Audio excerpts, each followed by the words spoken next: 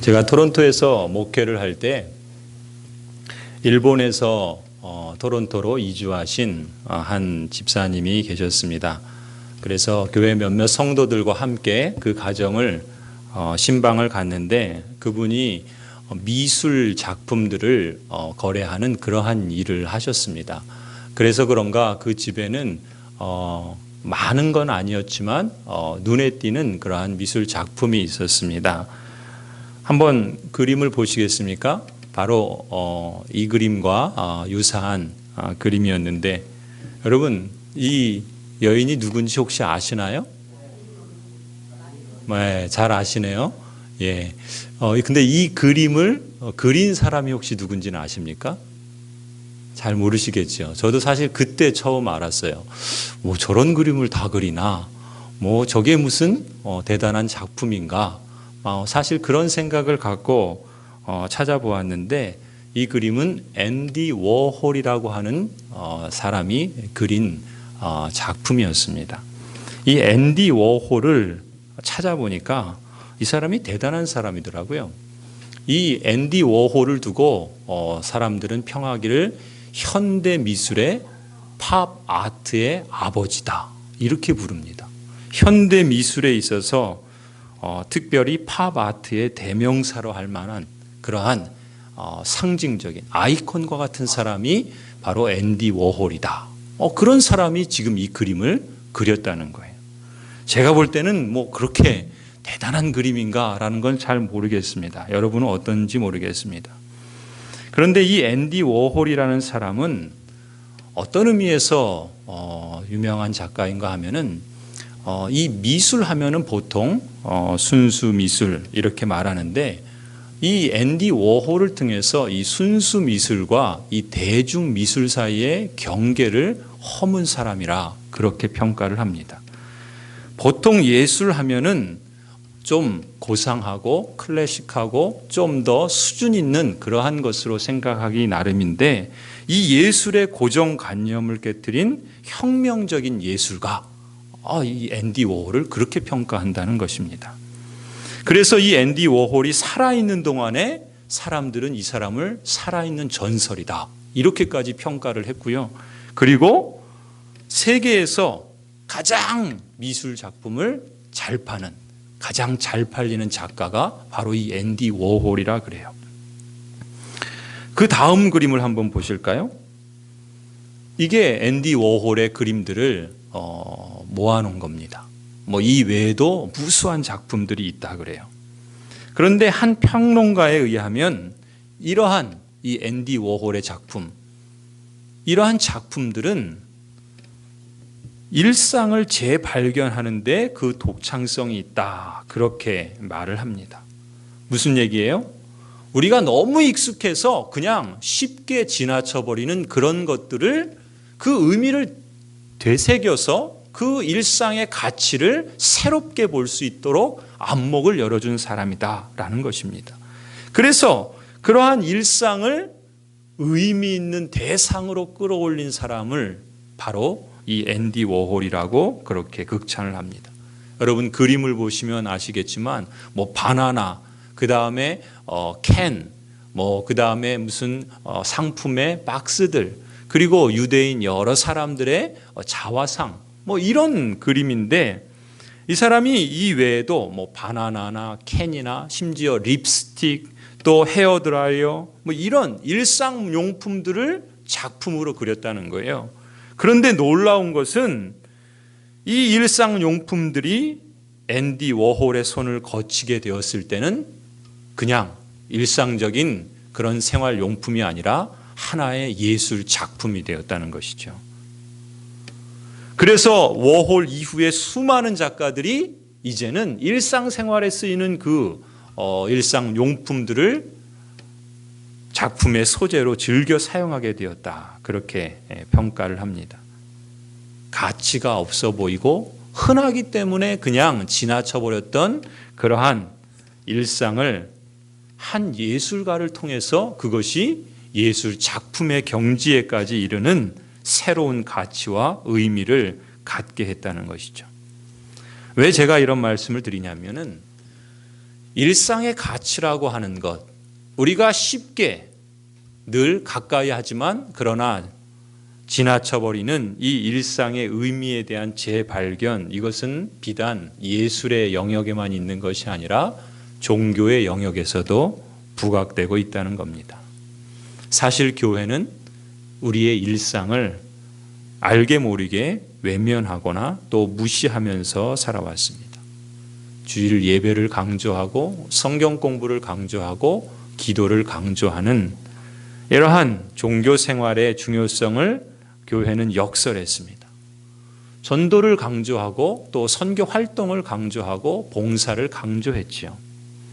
거기에 참여하는 것을 중시했습니다. 물론 그 모든 것들이 강조해야 할 일이고 중요한 일이 사실입니다. 그런데 이런 예배나 성경 공부나 기도나 전도나 선교 같은 일들을 거룩한 일이요 주님의 일이라고 강조하다 보니까 우리가 살아가는 여타의 일상생활은 마치 세상의 육신적이고 세상적인 것처럼 그렇게 생각했다라는 것입니다. 이런 사고방식을 뭐라 그러냐면 성속이원론이라 부릅니다. 성스러운 것과 속된 것을 두 개를 나누어서 구분지어서 생각하는 사고방식을 성속이원론이라 부릅니다. 여러분을 제가 한번 테스트해 보겠습니다. 여러분에게 성속이원론의 사고방식이 있는지 아닌지 제가 테스트 하겠습니다. 혹시 시험에 들 것 같으니까 여러분은 속으로 대답하시기 바랍니다. 굳이 밝히지 마십시오. 자, 질문을 드리겠습니다. 밥하는 것과 성경 공부하는 것 중에 어느 것이 더 영적일까요? 밥하는 것과 성경 공부하는 것 중에 어느 것이 더 영적인 것이라 생각합니까? 속으로만 대답하세요. 결정하셨죠?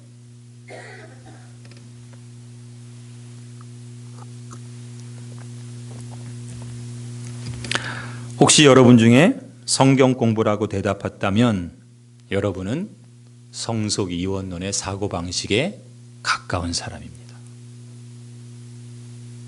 다 놀라시는 것 같아요. 다 그렇게 생각한 건 아니지요, 설마? 예, 잘 들어보십시오. 이원론이라고 하는 것은 이 세상을 두 가지로 나눕니다. 정신적인 것과 물질적인 것으로 나누고 영적인 것과 또 세속적인 것을 나눕니다. 그래서 정신계에 속한 모든 것은 영원불멸하고 거룩하고 그것이 영적이지만 물질계에 속한 것들은 그림자와 같은 것이고 세속적인 것이고 그리고 비영적인 것이다. 이렇게 간주를 합니다. 이런 이원론의 대표적인 것이 성과 속을 나누는 성속이원론입니다. 이 성속이원론이 어떤 결과를 낳았냐면 우리의 삶을 우월한 것과 열등한 것으로 구분한다는 것입니다. 무슨 얘기인가?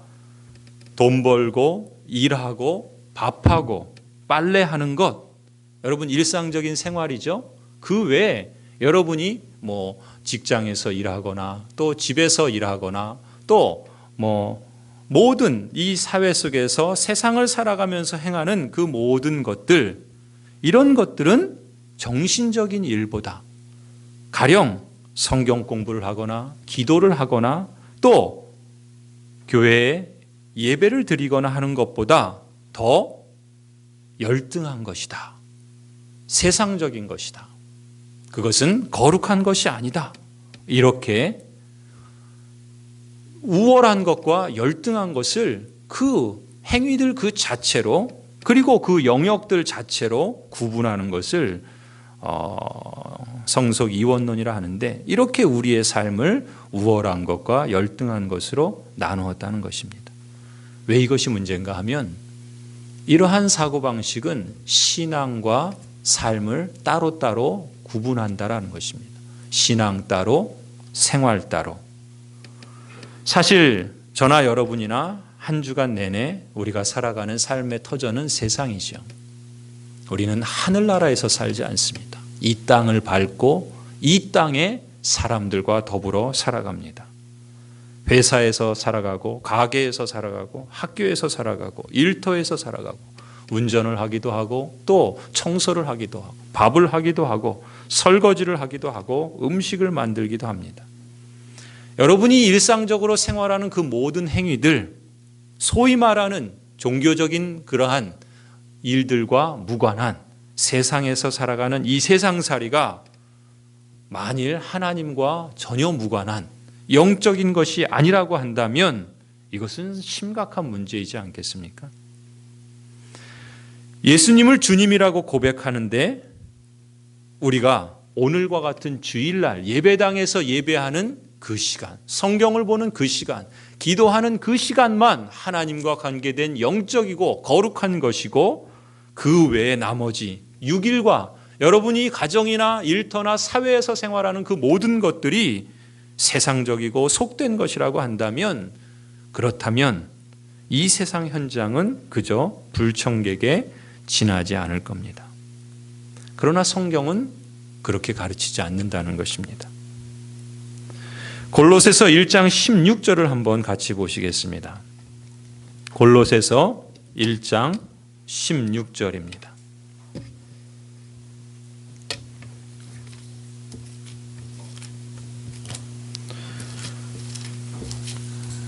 신약성경 324쪽 어간에 있습니다.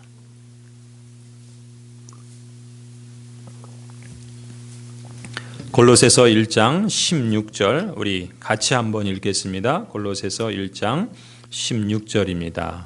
시작.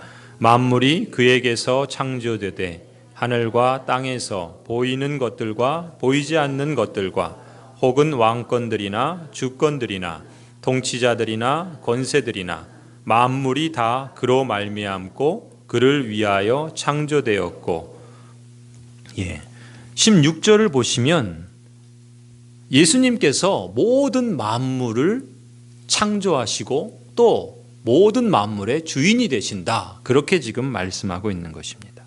실제로 우리는 그렇게 고백하죠. 그리스도께서 모든 만물의 왕이십니다. 주인이십니다. 이렇게 믿지 않습니까? 그렇다면 여러분, 모든 만물을 창조하신 하나님께서 이것은 내 것이 아니다라고, 이 영역은 나와 무관하다라고 할 만한 그런 장소나 그런 시간이나 그런 영역은 하나도 있을 수 없다라는 것입니다. 모든 만물을 창조하신 그 하나님의 관심 밖에 있는 영역은 없습니다. 일터, 직장, 학교, 가정, 어느 것도 마찬가지입니다. 교회만이 아니라 우리가 살아가는 일상의 모든 것이 다 사실은 하나님께서 다스리시고 하나님께서 왕이라고 할 만한 그러한 영역이라고 부를 수 있는 것입니다. 로마서 12장 1절을 같이 한번 보겠습니다. 앞쪽으로 넘어가시면 신약성경 로마서 12장 1절 257쪽 어간에 있습니다. 로마서 12장 1절 예수 그리스도께서 모든 만물을 이것은 내 것이다, 주인이다, 왕이다 이렇게 말씀하고 있기 때문에 로마서 12장은 이렇게 우리에게 권면합니다. 12장 1절 2절 말씀 우리 같이 함께 읽겠습니다. 시작. 그러므로 형제들아 내가 하나님의 모든 자비하심으로 너희를 권하노니 너희 몸을 하나님이 기뻐하시는 거룩한 산 제물로 드리라. 이는 너희가 드릴 영적 예배니라. 너희는 이 세대를 본받지 말고 오직 마음을 새롭게 함으로 변화를 받아 하나님의 선하시고 기뻐하시고 온전하신 뜻이 무엇인지 분별하도록 하라. 아멘. 사도 바울께서는 성도들에게 이렇게 권면합니다. 너희의 몸을 하나님이 기뻐하시는 거룩한 산 제사로 드리십시오. 이것이 여러분이 드릴 영적인 예배입니다. 성도 여러분, 여러분의 몸을 하나님이 기뻐하실 산 제사로 드리라. 이 말씀의 뜻은 무엇입니까? 설마 우리의 몸을 산채로 잡아서 하나님께 제물로 드리라는 그런 끔찍한 말은 아니겠죠? 그런데 분명히 우리의 몸을 하나님이 기뻐하시는 산 제사로, 산 제물로 드리라, 이렇게 명백하게 말씀하고 있습니다. 심지어 그것을 두고 우리가 드려야 할 신자의 마땅한 영적인 예배다, 이렇게 말씀하고 있습니다. 그것은 무슨 의미겠습니까? 우리 몸을 산 제사로 드린다는 것은 우리의 몸으로 하는 모든 것이 하나님께 바쳐져야 할 예배가 되어야 한다는 그런 의미죠.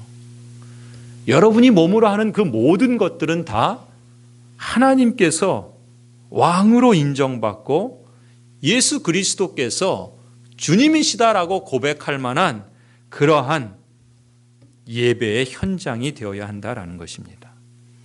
여러분의 몸이 지금 이 예배당에서 하나님께 예배를 드리면 당연히 예배라고 부를 수 있겠지요. 마찬가지로 여러분의 몸이 이 예배당을 떠나서 가정에서나 일터에서나 이 사회 속에서 살아가면서 무엇인가를 참여하고 무엇인가를 행하고 있다면 역시 그 일을 통해서, 그 현장을 통해서 하나님이 기뻐 받으실 예배와 같은 그런 삶을 살아가라는 것이죠. 그것이 영적인 예배라 그럽니다. 그렇다면 우리가 생활하는 일상의 그 모든 것들도 영적인 것이다. 왜냐하면 하나님과 무관한 것이 없고 모든 것이 다 하나님과 연관된 것이기 때문에 영적이라, 이렇게 말하는 것이죠. 그러니 거룩한 산 제사로 너희 자신을 온전히 하나님께 바치라, 이렇게 말씀하고 있는 것입니다. 이 예배당에서도 예수님이 우리의 왕이시지만 이 예배당을 떠나서도 예수 그리스도는 동일하게 우리의 왕이십니다. 예수 그리스도께서는 그렇게 인정받기를 원하시는 것이죠. 주일날 예배를 드릴 때나 주중에 여러분이 살아가는 삶의 현장에 있을 때나 우리는 동일하게 예수님을 왕으로 섬겨야 하는 것입니다. 그래서 이러한 삶의 예배를 드리기 위해서 로마서 12장 2절에서는 이렇게 권면하는 것이죠. 너희는 이 세대를 본받지 말고 오직 마음을 새롭게 함으로 변화를 받아서 하나님이 기뻐하시고 선하시고 온전하신 그 뜻, 그것이 무엇인가를 분별하고 그것을 따라서 생활하십시오. 이것이 우리 그리스도인들에게 하는 권면입니다.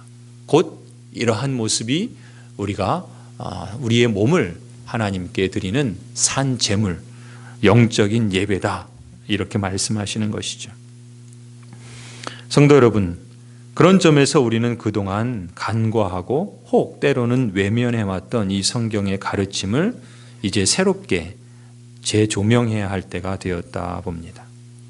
앞서 말씀드린 앤디 워홀이라는 화가가 너무나 일상적이고 또 그래서 쉽게 지나쳐버린 그 일상의 대상들을 예술의 경지로, 그래서 일상의 의미를 재발견한 것처럼 이제 그리스도인으로서 여러분 역시도 일상의 가치, 여러분이 생활하는 일주일, 그 가운데 6일간의 세상에서의 삶의 가치들을 재발견할 필요가 있다는 것입니다. 그것이 성경의 가르침을 따라서 여러분이 새롭게 살아가야 할 하나님의 부르심이다라는 것이죠.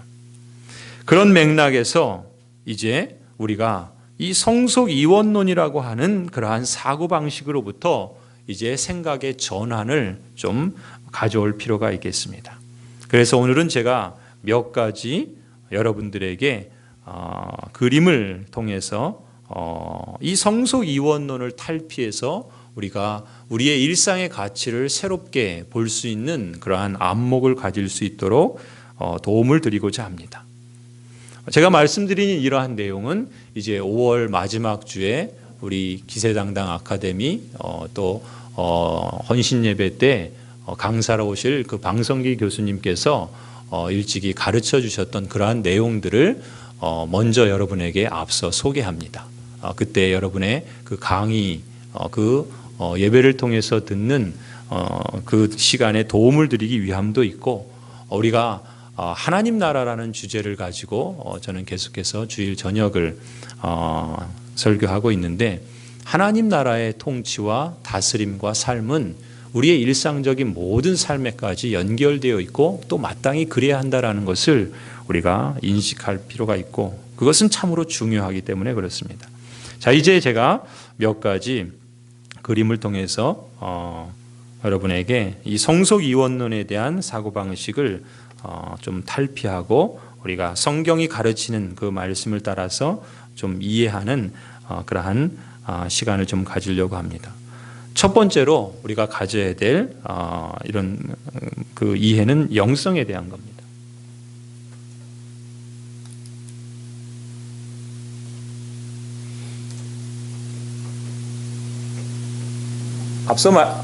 앞서 말씀드린 성속 이원론은 영적인 것과 세상적인 것을 구분을 합니다. 그런데 사실 영적인 것과 세상적인 것, 가령 이 예배당은 영적이고 이 예배당 밖을 떠나서 이 예배당 밖은 세상적이고 그 영역 자체로 영적인 것과 세상적인 것을 구분하는 것은 바람직하지 않습니다. 그런 점에서 우리가 이해할 것은 우리의 삶의 자리는 종교와 관련된 종교적인 영역이 있고 반대로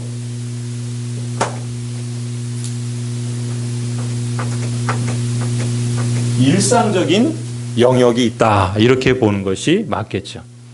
우리의 일상은 대부분 6일간의 생활로 이어질 것이고 또 종교적인 생활은 주로 일주일, 주일과 연관되어 있겠죠. 이렇게 우리의 삶의 자리를 일상과 종교로 구분하는데 이 구분 자체를 여기는 세속적이고 여기는 물질적이며 여기는 영적인 가치가 없는 것으로 오해하는 것은 바람직하지 않습니다.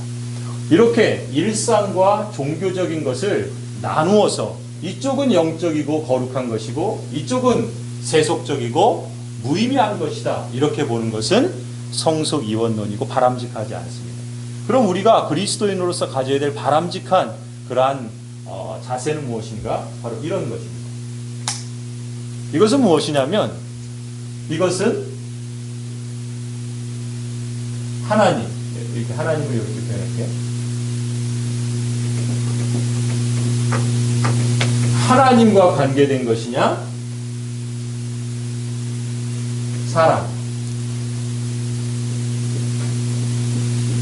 인간 중심적이냐? 하나님이 주인이 되는 것이냐? 사람이 주인 되는 것이냐? 이렇게 구분하는 것이 훨씬 더 바람직한 구분이라고 말할 수 있습니다. 이것은 무엇인가 하면은 우리가 선악과 명령에서 말씀드린 것처럼 사람은 철저히 하나님을 의존하면서 하나님 중심으로 살아갈 때 가장 행복하고 가장 복된 삶을 살아갈 수 있죠. 그런 점에서 그리스도인은 하나님 중심의 삶을 살 때 복되다 말할 수 있습니다. 반대로 바벨탑 사건처럼 사람이 자기 중심으로 자기가 주인이 되어서 인간 중심의 그러한 삶의 자세를 갖고 살아간다면 그것은 하나님께 반역하는 것이고 곧 선악과의 원리를 위배하는, 그래서 하나님께 거스리는 그러한 삶을 살아가는 것이겠죠. 그래서 우리가 어떤 가치를 따지고 이것이 하나님께 가까운 것인지 아니면 이것이 세상에 가까운 것인지를 따질 때는 그것이 일상의 영역에 있느냐 종교의 영역에 있느냐 그것과 관련된 것이 아니라 우리의 가치와 우리의 기준이 하나님을 중심으로 하느냐 아니면 인간 중심적이냐, 내가 주인이 되느냐 예수 그리스도가 주인이 되느냐, 이것을 가지고 구분할 필요가 있다는 것입니다. 자, 그러면은 그런 맥락에서 이쪽은 영역과 관련되어 있는 것이고 이쪽은 가치와 관련되어 있다 말할 수 있습니다. 자, 무슨 얘기인가 하면은 먼저 여러분 영성이라는 것을 한번 이렇게 이해해 봅시다. 영성이라고 하면은 여러분 이제 제가 편의상 여기를 1, 2, 3, 4 4개의 영역으로 나눠서 설명하겠습니다. 자, 보통 영성 하면은 우리는 무엇과 연결시킵니까? 먼저 종교적인 것, 그리고 하나님과 관련된 것을 생각하지요. 그것을 영성이라 그러지 말하지 않습니까? 실제로 그렇습니다. 이것은 종교적인 영성, 이렇게 말할 수 있죠. 그런데 여기는 어떤 것이냐면 종교적인 영역에 있는데 인간 중심적인 겁니다. 자, 이 영역은 종교적인데 인간 중심적인 겁니다.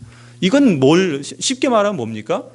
종교의 영역 가운데 있는데 인간 중심적인 건 뭐냐면은 세속화된 종교입니다. 종교가 세속화된 거예요. 어떤 말을 두고 하는 말인가? 여러분, 이사야서 1장 11절, 12절을 보시겠습니다. 우리 한번 화면을 보시면요. 자, 종교적인 영역 가운데 있는데 이것이 인간 중심적이라는 모습은 어떤 것인가? 이런 것입니다. 이사야 1장 11절 12절을 보시면 여호와께서 말씀하시되 너희의 무수한 재물이 내게 무엇이 유익하뇨? 나는 수양의 번제와 살진 짐승의 기름에 배불렀고 나는 수송아지나 어린 양이나 수염수의 피를 기뻐하지 아니하노라. 너희가 내 앞에 보이러 오니 그것을 누가 너희에게 요구하였느냐? 내 마당만 밟을 뿐이니라. 이스라엘 백성들은 예배당에서 제사를 드리고 하나님께 제물을 드렸습니다. 영역은 종교적인 영역에 있죠. 예배당에 있습니다. 그런데 정작 이 예배당에서 이스라엘 백성들이 하나님께 제물을 드리고 예배를 드렸는데 하나님은 그것을 어떻게 말씀하시냐면 뭐라 그럽니까? 너희가 드리는 그 제물, 너희가 드리는 그 예배 나는 받지 않겠다는 겁니다. 그러면서 뭐라 그러세요? 너희가 헛수고하고 있다. 너희는 그냥 그저 마당만 밟을 뿐이다. 이렇게 말씀하는 것입니다. 그렇다면 분명히 종교적인 행위를 하고 있음에도 불구하고 예배를 드리고 있음에도 불구하고 그것 자체가 종교적인 영역에 있다라고 해서 거룩한 것이 아닐 수도 있다는 겁니다. 문제는 뭐예요? 종교적인 영역에 있지만 하나님을 중심으로 한 그러한 모습을 보였는지 아니면 인간 중심적인 모습을 보였는지 그것이 중요한 것이죠. 어디에 있는가가 중요한 것이 아니라 그 사람이 어떤 마음을 갖고 무엇을 중시하고 있는가가 중요하다는 것입니다. 그런 점에서 하나님 중심의 종교적인 영성을 갖고 있다면 이것은 바람직한 것이지만 영역은 예배당에 있고 영역은 하나님께 제사는 하고 있지만 그러나 그 제사의 목적과 그 모습이 인간 중심적이고 자신이 주인이 되는 그런 모습이라면 그것은 세속화된 종교고 하나님은 그러한 세속화된 종교를 기쁘게 받으시지 않는다는 것입니다. 자, 무슨 얘기입니까? 종교적이라고 해서 그 모습이 그 자리가 종교적이라고 해서 무조건 하나님이 그것을 기쁘게 받으시지는 않는다는 겁니다. 무슨 얘기인지 이해가 되십니까? 자, 반대로 한번 생각해 보십시다. 이쪽은 일상적인 영역입니다. 말하자면 여러분이 일주일 생활하는 일상생활을 말할 수 있어요. 자, 그럼 일상생활 가운데 어떤 사람은 하나님 중심으로 살아가고 일상생활 가운데 어떤 사람은 인간 중심의 삶을 살아갑니다. 가령 이런 것이죠. 고린도전서 10장 31절 말씀입니다. 고린도전서 10장 31절 다음 넘겨주시겠습니까? 여기 나오죠. 자, 고린도전서 10장 31절 우리 잘 아는 말씀이죠. 같이 한번 읽어보겠습니다. 시작. 그런즉 너희가 먹든지 마시든지 무엇을 하든지 자, 먹는 것 또 마시는 것 이런 건 다 뭡니까? 우리의 일상적인 생활이죠. 그런데 그런 일상적인 영역 가운데 있는데 일상적인 생활을 하는데 그것이 어떻게 하라고요? 하나님의 영광을 위하여 하라 그럽니다. 무슨 얘기입니까? 여러분이 일상적인 생활을 하면서도 그 삶의 자리에서 하나님 중심으로 예수 그리스도를 주인으로 인정하는 삶을 살면 그것이 하나님이 기뻐 받으시는 산 제사가 되지만 일상생활 속에서 인간 중심적인 내가 주인이 된 삶을 살아가면 그것을 하나님께서는 당연히 받지 않으시겠죠. 오늘 우리가 읽은 디모데전서 4장 4절 5절도 말씀도 같은 맥락입니다. 여러분 위에 보시는 것처럼 우리 같이 한번 읽어볼까요? 시작. 하나님의 지으신 모든 것이 선함에 감사함으로 받으면 버릴 것이 없나니 하나님의 말씀과 기도로 거룩하여 지민이라. 아멘. 사실 이 본문 말씀은 맥락이 있습니다. 당시에 초대교회 어떤 사람들은 혼인에 대해서 그것은 세상적인 것이다. 그렇기 때문에 혼인을 금해한다. 이렇게 말하는 사람이 있습니다. 혼인 자체는 영적인 것이라고 보지 않는 것입니다. 그냥 세상적인 것이라 이렇게 이해한 것이죠. 그러니까 그 세상적인 것은 속된 것이고 그것은 거룩하지 않은 것이기 때문에 그것을 금해야 된다. 이렇게 주장하는 사람이 있었습니다. 또 어떤 사람들은 반대로 우상에게 드린 그 고기는 그것은 우상에게 드렸던 것이기 때문에 그러한 음식은 먹으면 안 된다. 이렇게 주장하는 사람들도 있었습니다. 그러니까 어떤 그 먹는 음식이 그것이 제사에 사용되었던 그런 음식인지도 모르기 때문에 그 음식은 그 자체로 불결한 것이고 거룩하지 않은 것이다. 그러니까 그것은 먹으면 안 된다. 이렇게 주장했던 것이죠. 그런 맥락 속에서 사도 바울께서 오늘 이 디모데전서 4장 5절을 말씀하시는 겁니다. 뭐라고 말씀합니까? 하나님이 지으신 모든 것이 선하다 말씀합니다. 혼인 그것도 선한 것이요. 음식 그것도 선한 것이다. 그것이 어느 영역에 있느냐? 혼이라는 것이 영적인 것이 아니고 세상적인 것이니까 그것은 금해야 된다는 것도 잘못된 것이고 음식이라는 것도 그것이 어느 자리에 있었느냐에 따라서 그 음식이 거룩해지고 속해지는 것이 아니라 하나님께서 지으신 모든 것이 선하다. 어떻게 받으면? 감사함으로 받으면 버릴 것이 없다. 그러면서 뭐라 그럽니까? 하나님의 말씀과 기도로 거룩하여진다. 어느 영역에 있느냐가 중요한 것이 아니라 우리는 일상에 있으면 무조건 다 세속적이고 이것은 영적이지 않은 것. 우리가 종교적인 행위를 하면은 그것은 다 영적이고 거룩한 것. 이렇게 성과 속을 나누어서 보는 방식은 잘못됐다는 것입니다. 우리는 어떻게 보아야 되는가?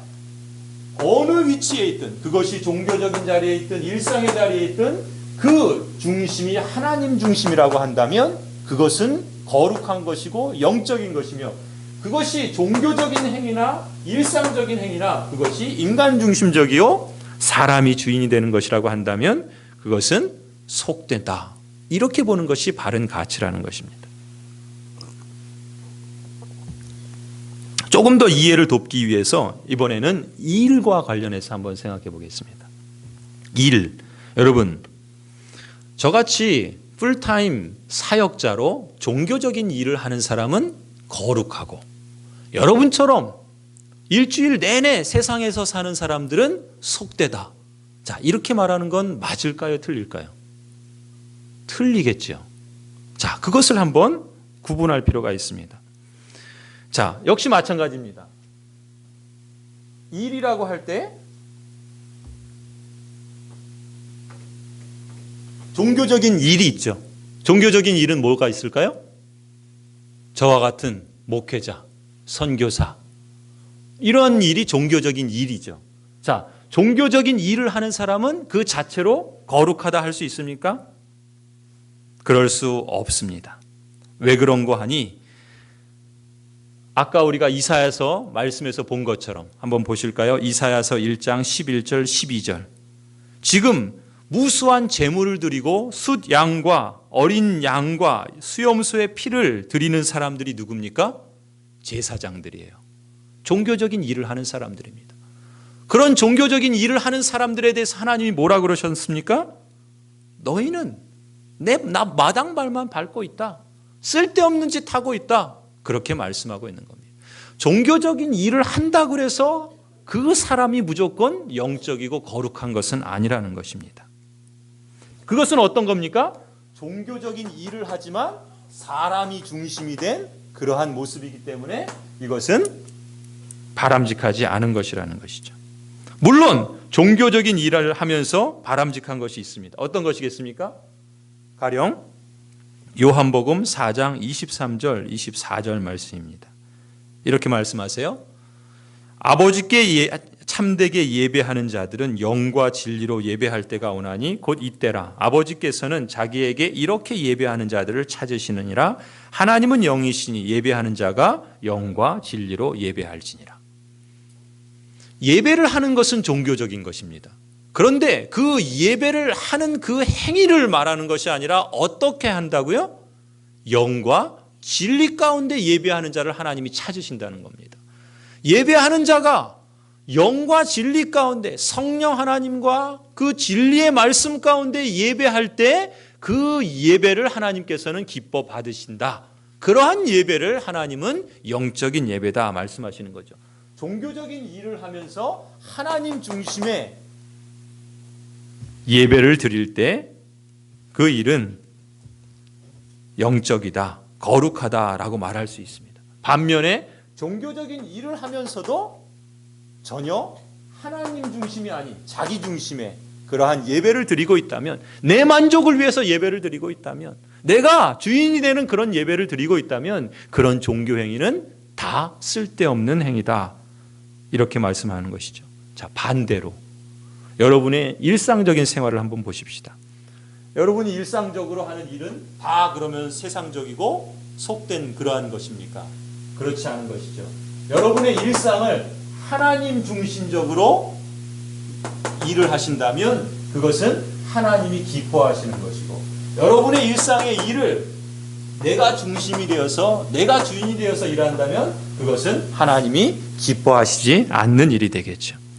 골로새서 3장 23절 말씀입니다. 골로새서 3장 22절 23절 우리 같이 한번 읽어볼까요? 시작. 종들아 모든 일에 육신의 상전들에게 순종하되 사람을 기쁘게 하는 자와 같이 눈가림만 하지 말고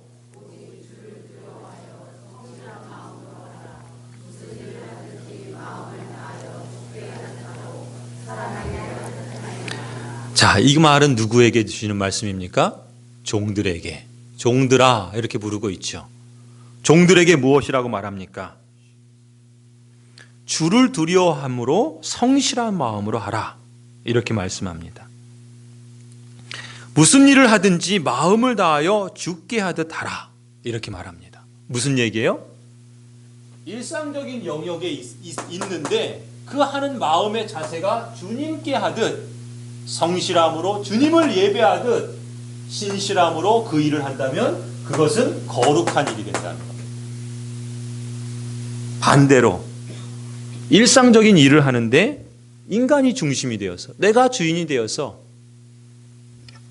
내 이기적인 욕심을 채우기 위해서 일을 한다면 마땅히 그 일은 하나님께서 기뻐하시지 않으시겠죠. 무슨 얘기입니까?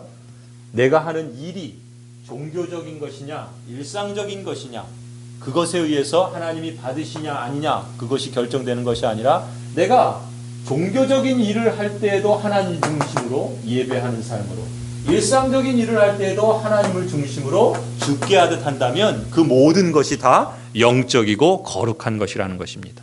반대로 내가 하는 일이 종교적인 일이라 할지라도 목사로서 제가 하는 일이 그 자체로 거룩한 것이 되는 것이 아니라 제가 그렇게 거룩한 것이 되는 것이 아니라 이 종교적인 일을 주님을 중심으로 할 때 거룩하게 되지 내가 내 욕심 차리려고 내 이기적인 그러한 그 동기에서 종교적인 일을 한다면 그 일은 거룩한 것이 아니라 속되다 그렇게 말하는 겁니다. 반대로 여러분이 종교적인 일이 아니라 일상적인 세상에서의 삶을 살아가지만 주님께 하듯 한다면 여러분의 그 일은 거룩할 수 있다라는 것입니다. 자, 한 가지만 더 해볼까요?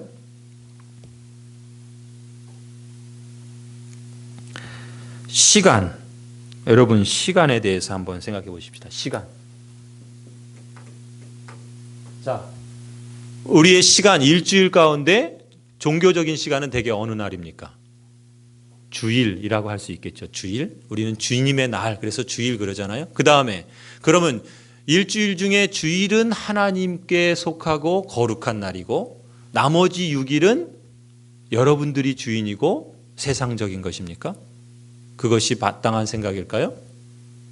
그렇지 않겠죠. 자, 어떤 의미에서 그런가? 주일, 시간적으로 주일은 그 자체로 종교적이라 할 수 있습니다. 그런데 이 주일도 하나님을 예배하는 날로 보낸다면 그것이 거룩한 날이지만 주일도 인간 중심적인 그러한 삶의 시간으로 보낸다면 그 주일은 거룩한 날이 아닐 수 있다는 것이죠. 반대로 6일, 여러분의 일상적인 그 6일을 하나님께 예배하듯 그 시간을 주신 하나님께 감사함으로 성실함으로 살아간다면 외인들을 대하여 세월을 아끼라라고 말씀하죠. 왜냐하면 그리스도인은 하나님께서 이 시간 주신 것도 감사하고 그 시간의 주인이 예수 그리스도임을 인정하면서 그 시간을 값지고 귀하게 살아가려고 할 것입니다. 그래서 그 일상생활 속에서도 주님을 예배하는 자세로 내 시간을 보낸다면 그 시간은 이 6일은 거룩할 수 있습니다. 그런데 이 6일을 주일은 하나님의 시간, 나머지 6일은 내 시간, 그러니까 내 마음대로 살아야지 라는 자세로 시간을 보내신다면 그것은 하나님이 기뻐하시지 않겠죠.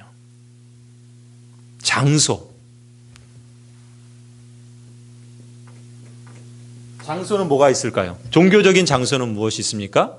예배당. 그리고 그 종교적인 것에서 더 종교적인 것, 이 강단. 여러분 예전에는 강단에 아무나 못 올라왔죠. 그거 아십니까? 우리 교회는 그런 의미에서 신발을 벗고 올라오는지 그거는 저도 잘 모르겠어요. 아무튼 신발을 벗고 오기 때문에 저도 그렇게 신발을 벗고 오는데 청소 때문에 그런 건지 아니면 이곳을 거룩하고 성스러운 곳이라고 여겨서 신발을 벗는 건지 제가 그걸 확인을 안 해서 잘 모르겠습니다. 아무튼 장소를 한번 생각해 보십시오. 이 예배당 그리고 이 앞에 있는 강단, 이것은 거룩한 곳입니다. 그리고 이 예배당을 문 밖을 벗어나서 이 예배당 밖, 이 세상은 속되고 또 죄 많은 악한 곳입니다. 맞습니까? 예, 아리송하죠. 맞기도 하고 틀리기도 하죠. 자, 어떤 면에서 그렇습니까? 이제 이런 시각으로 여러분 보실 수 있어야 됩니다. 성속 이원론은 뭐예요? 예배당은 무조건 거룩하고 세상은 무조건 속되고 이렇게 보는 게 성속 이원론입니다. 그런데 우리는 그런 사고방식을 따르지 않는다고 그랬죠. 우리의 기준은 영역이 어디냐가 중요한 것이 아니라 그 중심이 하나님 중심이냐 사람 중심이냐로 따지는 겁니다. 무슨 얘기예요? 자, 예배당이라는 장소에 있습니다. 그런데 이 예배당이 하나님께 예배하는 하나님 중심의 가치를 두는 곳이라면 정말 그 예배당은 거룩한 것이고 영적인 것이겠죠. 그런데 같은 예배당도 인간 중심적인 사람이 주인되는 그러한 장소라면 그 예배당은 뭐가 되는 겁니까? 속되고 세상적인 것이 됩니다. 대표적인 것이 뭡니까? 예수님께서 예루살렘 성전에서 장사하는 사람들을 다 내어쫓죠. 거기서 장사하는 사람들은 거기에 제사를 드리는 그 관련된 여러 가지 물건들을 파는 사람들이었습니다. 그런데 그 장소는 성전이었어요. 그 성전 자체가 성전이기 때문에 종교적이기 때문에 거룩한 것이 아닙니다. 내 집은 만민이 기도하는 집인데 그 성전을 더럽히는 것에 대해서 예수 그리스도께서는 다 그들을 몰아내 버리십니다. 그들은 예배당 성전 안에 있었지만 그들의 모습은 전혀 영적이거나 거룩하지 않았던 것이죠. 인간 중심적이고 그리고 그들은 자신의 욕심과 욕망을 추구했던 것입니다. 그런 점에서 성전이라고 해서 그것이 다 거룩한 것이 아닙니다. 마찬가지죠. 이 예배당이라고 해서 이 예배당이 무조건 다 영적이거나 거룩한 것은 아닙니다. 이 예배당도 얼마든지 속되고 인간적일 수 있는 겁니다. 반대로 장소, 예배당 말고 이제 여러분이 살아가는 가정의 장소, 여러분이 일하는 일터의 장소, 우리가 위치하고 있는 이 고양동이라고 하는 장소를 한번 생각해 보십시오. 자, 이 예배당 밖의 이 장소들은 그러면 그것은 속되고 세상적인 것인가? 여러분, 야곱이 형을 피해서 도망칠 때 베델에 이르렀죠. 그리고 그곳에서 돌베개를 자고 잠을 잡니다. 그때 하나님의 천사가 오르락내리락 하는 모습을 꿈에서 보게 되죠. 그때 야곱이 어떤 행동을 하시는지, 어떤 행동을 하는지 기억하십니까? 야곱은 그곳을 베델이라 이름을 짓고 하나님을 예배합니다. 그곳은 그냥 벌판이었고 그곳은 그저 세상적인 삶의 자리였습니다. 야곱이 형을 피해서 도망치던 그러한 곳이었습니다. 거기에는 예배당과 같은 건물이 있었던 것이 아니고 그저 돌무더기가 있었던 그러한 장소였습니다. 그런데 그곳이 하나님의 집이라 이름을 짓습니다. 왜요? 하나님이 임재하신 곳이기 때문에. 하나님의 임재가 있는 곳이라면 그곳이 어떠한 세상적인 자리라 할지라도 그곳은 곧 거룩한 곳이 될 수 있다라는 것입니다. 또 끝으로 돈을 봅시다. 자, 돈이 종교적인 영역에 있을 때 돈은 뭐죠? 헌금, 그렇죠? 헌금이라고 볼 수 있겠죠? 자, 그러면 헌금은 하나님께 드린 헌금은 거룩하고 그 나머지 그 내 소유의 돈은 그것은 세상적인가? 맞습니까? 그렇죠? 그렇게 보는 것이 성속이원론이죠. 어떻게 봐야 합니까? 자, 종교적인 용도로 하나님께 드린 것이라고 한다면 그것은 하나님이 기뻐 받으시는 헌금이 되겠죠. 고린도후서 9장 7절 8절 말씀을 한번 볼까요? 고린도후서 9장 7절 8절 한번 같이 읽겠습니다. 시작. 각각 그 마음에 정한 대로 할 것이요 인색함으로나 억지로 하지 말지니 하나님은 즐겨내는 자를 사랑하시느니라. 하나님이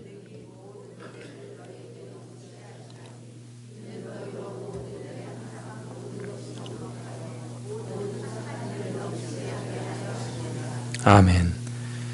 그 마음에 정한 대로 억지로나 인색함으로 하지 않고 하나님께 즐겨내는 사람, 그러한 예물을 하나님께서 기뻐 받으시는 헌금이라 말할 수 있겠죠. 그런데 같은 헌금인데, 같은 하나님께 드려진 돈인데, 그런데 하나님이 기쁘게 받으시지 않는 속되고 부정한 헌금도 있습니다. 과연 그런 것이 있을까요? 신명기 23장 18절에 이렇게 말씀하고 있습니다. 우리 같이 한번 읽겠습니다. 시작. 창기의 번 돈과 개 같은 자의 소득은 아무 서원하는 일로든지 내 하나님 여호와의 전에 가져오지 말라. 이 둘은 다 내 하나님 여호와께 가증한 것임이니라. 하나님께 드려진다고 해서 그것이 다 헌금, 거룩한 것은 아니라는 겁니다. 가증한 것이 있다는 거예요. 무슨 얘기입니까? 영역은 종교적이지만 그러나 그것이 하나님을 향하여 드린 것인지 아니면 인간 중심적인 그러한 돈인지 그것에 따라서 가치가 달라질 수 있는 것이죠. 자, 반대로 헌금이 아니라 일상적인, 말하자면 헌금 외에 여러분이 갖고 있는 소유한 그러한 돈은 그럼 다 속된 것인가? 다 그 주인이 여러분의 것인가? 이렇게 말할 수 있겠죠. 자, 어떻게 볼 수 있을까요? 마태복음 25장 40절. 마태복음 25장 40절을 보시면요, 이렇게 말씀합니다. 임금이 대답하여 가라사대 내가 진실로 너희에게 이르노니 너희가 여기 내 형제 중에 지극히 작은 자 하나에게 한 것이 곧 내게 한 것이니라. 이것은 무엇입니까? 어떤 맥락에서 나오는 말씀입니까? 예수 그리스도께서 사람의 무리를 양쪽으로 나누죠. 그러면서 한편에 있는 사람들은 악한 사람이라, 한편에 있는 사람들은 하나님께서 복 주시는 사람이라 그렇게 구분을 합니다. 그런데 그 두 사람들이 자신들이 왜 그 그룹에 있는지를 이해하지 못합니다. 그때 예수님께서 하시는 말씀이 바로 이 25장에 있는 말씀입니다. 뭐라고 말씀하시냐면 내 형제 중에 지극히 작은 자 하나에게 한 것이 내게 한 것이다 라고 말씀하십니다. 한편은 형제 중에 지극히 작은 자에게 그 일을 행했고 다른 한편은 지극히 작은 자이니까 무시하고 행하지 않았습니다. 이렇게 지극히 작은 자를 위해서 사용된 돈, 그 돈은 거룩한 것이다 이렇게 말할 수 있겠죠. 물론 그 돈을 인간의 욕심을 위해서 사용했다면 마땅히 그것을 받지 않으시겠죠. 그런 점에서 보면은 돈 역시도 그것이 하나님께 드려진 헌금이냐 아니면 내가 일상적으로 사용하는 돈이냐 그것에 의해서 거룩하고 또 그것은 무조건 속되고 이렇게 결정되는 것이 아니라 그것을 어떤 가치로 하나님을 중심으로 예수 그리스도를 주인으로 인정하면서 드린 것이냐 아니면 인간 중심적이고 인간의 욕망과 또 인간이 주인된 그러한 맥락에서 드린 것이냐에 따라서 그 가치가 달라질 수 있다는 것입니다. 여러분 몇 가지를 우리가 살펴보았는데요. 대부분의 교회와 우리 그리스도인들은 그간의 종교적인 활동을 중시해 왔습니다. 신앙적인 활동들을 중시해 왔습니다.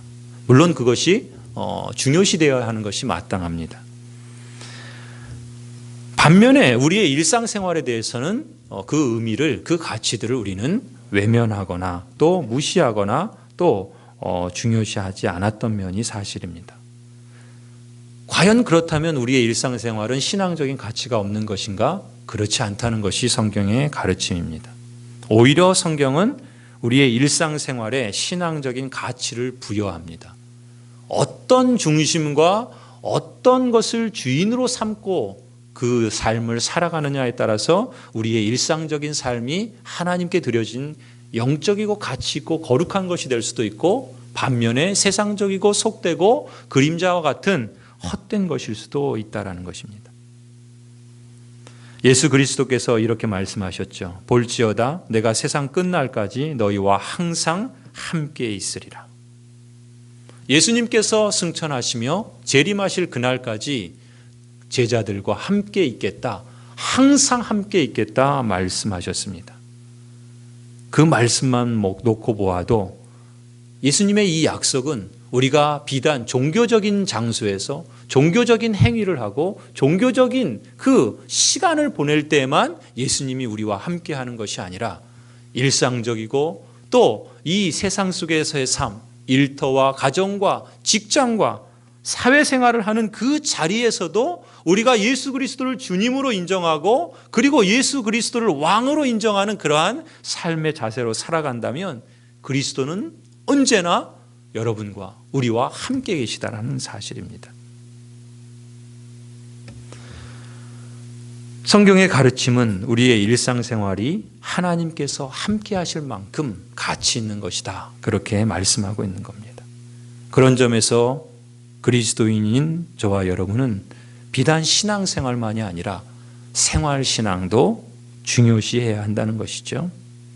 신앙생활하면은 교회 간다든지 기도한다든지 선교한다든지 뭐 이런 것만 생각하기 쉬운데 그걸 잘해야 됩니다. 그것이 아주 기본입니다. 필수적인 것입니다. 그러나 그것이 신앙생활의 전부는 아니라는 것입니다. 신앙생활이 전부가 아니라 생활신앙도 거기에 함께 가야 된다는 것이죠. 그런 점에서 하나님의 나라는 우리의 삶의 모든 영역에서 그리스도께서 주인으로 왕으로 인정되어야 하는 것입니다. 우리의 일상생활이 다 신앙생활의 연장이라고 보아야 한다는 것이죠. 건강하고 균형 잡힌 그리스도인은 이렇게 신앙생활을 열심히 할 뿐만 아니라 일상생활 그곳에서도 생활신앙인으로 살아가고자 할 것입니다. 이제 우리가 보다 건강하고 균형 잡힌 삶으로 성숙해가기 위해서 우리가 기존에 강조했던 신앙생활을 열심히 힘을 다해서 이루어갈 뿐만 아니라 우리의 일상생활 속에서도 예수 그리스도께서 주인이라는 것을 고백하고 인정하면서 그 모든 일을 주님께 하듯 성실과 신실함으로 살아내야 할 줄로 믿습니다. 그것이 하나님이 함께 하시는 거룩한 예배의 장소가 될 것이고, 그것이 우리에게는 복된 하나님의 나라가 임하는 현장이 될 것입니다. 이제 여러분을 세상으로 파송합니다. 여러분이 이 예배당 문을 나서자마자 이제 여러분은 세상 속에서 살아가야 합니다. 여러분은 그 세상 속에서 지치고 깨지는 삶이 아니라 그 속에서 그리스도인답게 살아가도록 힘써야 합니다. 그리고 예수 그리스도께서 여러분과 함께하고 있다는 사실을 늘 기억하시기 바랍니다. 자부심을 가지시고 용기를 내시고 하나님께 지혜를 구하며 하나님과 더불어 승리하도록 힘쓰시기 바랍니다. 예수 그리스도께서 여러분과 함께 여러분의 일상적인 삶의 현장 속에 함께하여 주시기를 주님의 이름으로 축원합니다.